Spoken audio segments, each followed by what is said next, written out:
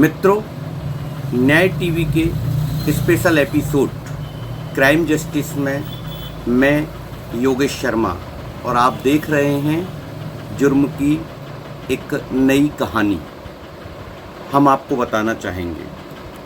घटना 26 अप्रैल 2018 की है। कासगंज के ढोलना क्षेत्र में एक सरकटी लाश मिलती है रेलवे ट्रैक के करीब, जिसके हाथ भी कटे हुए हैं और सिर भी कटा हुआ था। पुलिस ने जब तफ्तीश की तो वहाँ देखा कि एक आधार कार्ड और कुछ LIC के पेपर्स वहाँ पड़े हुए थे जिन पर राकेश पुत्र बनवारी सिंह लिखा था।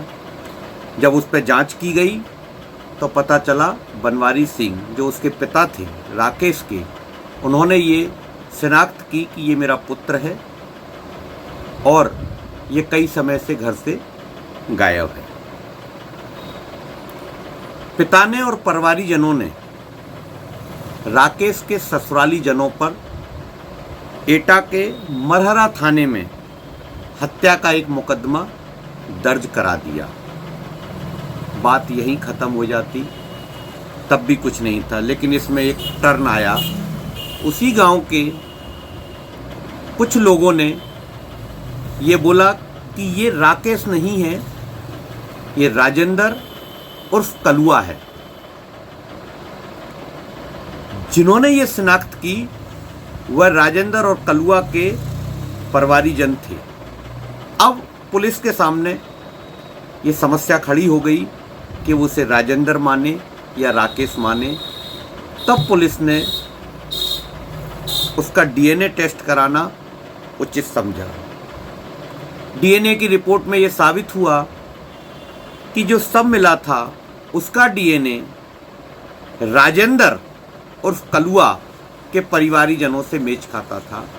तो ये बात साबित हो गई कि वह राकेश नहीं था, राजेंद्र उर्फ कलुआ था। अब पुलिस के सामने एक प्रश्न खड़ा हो गया कि अगर ये राजेंद्र है और कलुआ है तो आखिर राकेश कहाँ गया? राकेश के पिता बनवारी सिंह ने भी तो तस्दीक की थी कि ये राकेश है। पुलिस को इसमें से षड्यंत्र की बू आने लगी। पुलिस को लग रहा था कि कहीं ना कहीं कोई साजिश अवश्य रची गई है।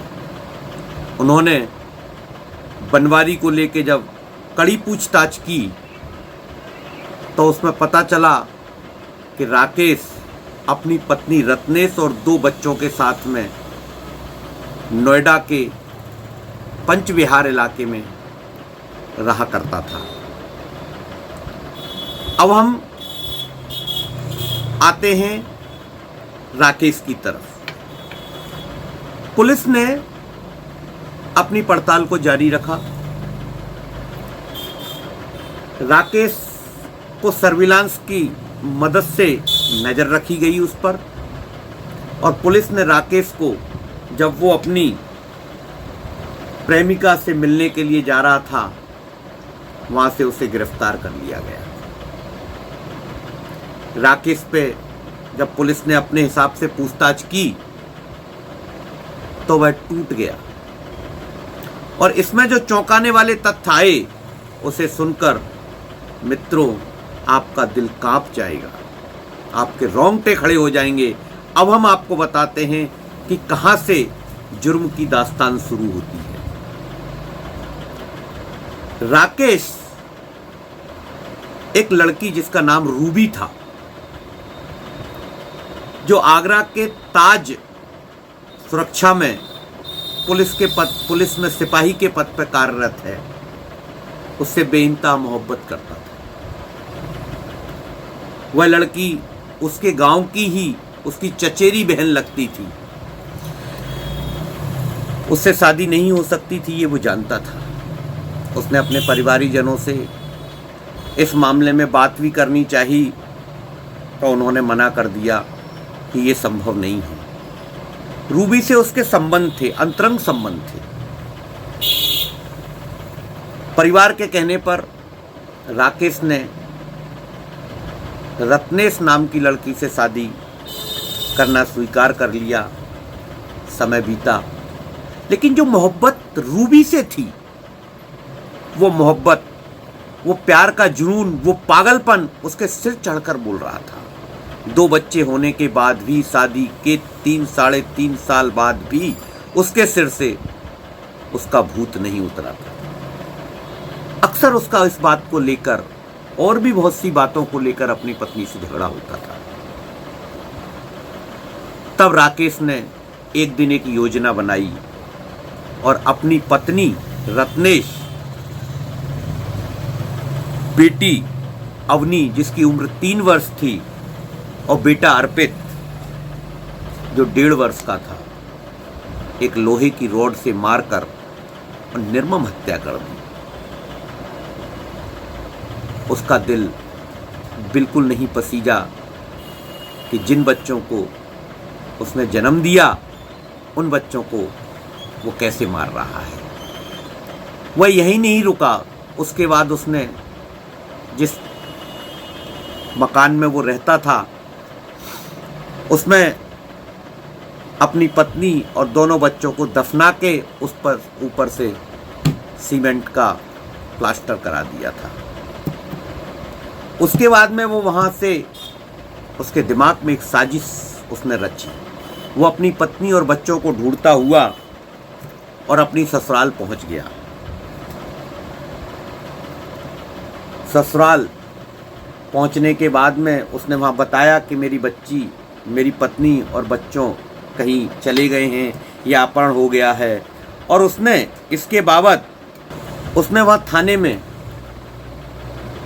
उनके खिलाफ, पत्नी के खिलाफ, कि कहीं लेके भाग गई है बच्चों को या अपहरण हो गया है, एक मुकदमा भी दर्ज करा दिया गया। वह इतने पे भी नहीं रुका। उसने अपनी महिला साथी, जो उसकी प्रेमिका थी रूबी, के साथ मिलकर फिर एक साजिश को अंजाम दिया। राकेश चूंकि एक पैथोलॉजी में काम करता था और वो जानता था कि किन चीज़ों से व्यक्ति की पहचान हो सकती है।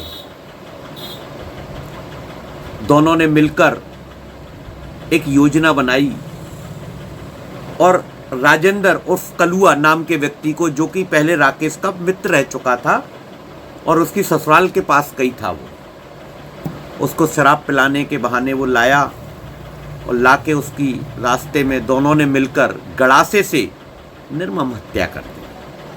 हत्या करने के उपरांत उसने उसका गर्दन काटी, उसके पंजे, हाथ के पंजे, ताकि फिंगरप्रिंट से उसकी पहचान ना हो सके।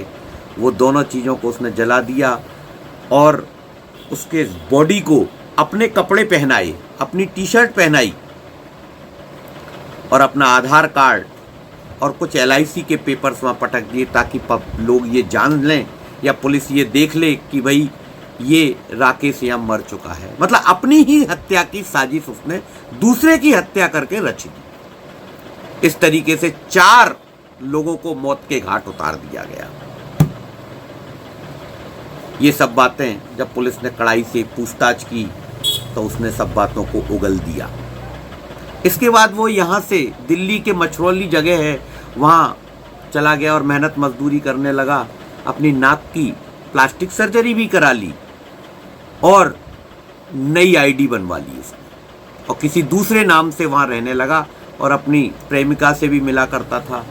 और इस तरीके से उसने करीब 3.5 वर्ष का समय वहाँ निकाल दिया। 3.5 वर्ष के बाद पुलिस ने इस घटना से पर्दा हटा दिया और पर्दाफाश कर दिया।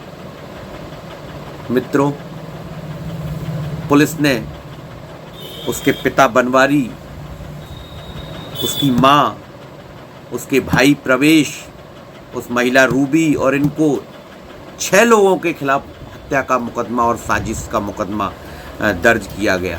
पूछताछ जारी है, अभी उन पर रिमांड पे लिया जाना बकाया जारी है। अभी उन्हें रिमांड पे लिया जाएगा, उनसे पूछताछ की जाएगी।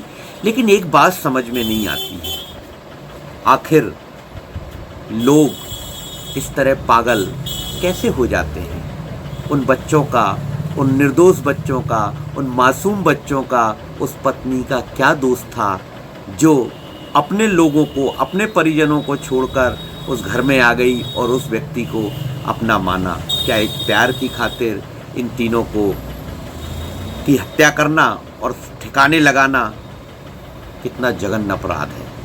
और उस मित्र को भी, जो उसके पत्नी और बच्चों को ढूंढने में मदद करने के बहाने वहाँ से बुलाया गया और उसकी भी हत्या कर दी।